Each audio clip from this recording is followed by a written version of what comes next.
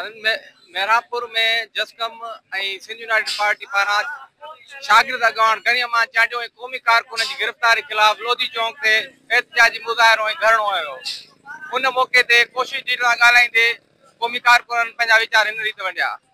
गणियमान चांडियो की गिरफ्तारी रियासती दहशतगर्दी आहे।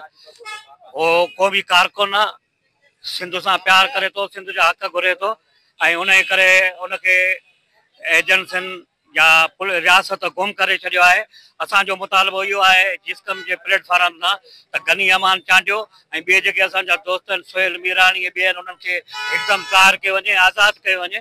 ॿी सूरत में हीअ तहरीक घणी शुदत वठंदी ऐं पूरी सिंध जा रोड जाम करे छॾींदासीं। तंहिं करे हिकदमि असांजे गणियमान चांडियो खे आज़ादु कयो वञे। असांजी धरतीअ जे मथां बेगुनाह माण्हू खंदा वञनि, जेके लतीफ़ जो पैगाम खणी अचनि, जेके सचल जा बेत खणी अचनि, जेके सूफ़ीज़म के आम कनि, उन्हनि माण्हुनि खे खंभणु मां सम्झां थो त हीअ हिकु माण्हुनि सां ज़ुल्म आहे ऐं उन ज़ुल्म ख़िलाफ़ हर माण्हू खे उथण जो हक़ आहे ऐं तहरीक हलणु घुरिजे।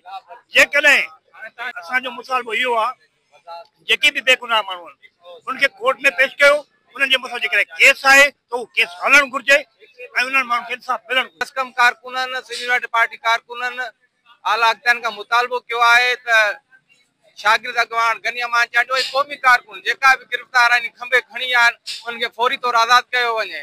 कैमरामैन शिवम कुमार सां गॾु आफ्ताब जाजड़, कोशिश डिजिटल, मेहरापुर।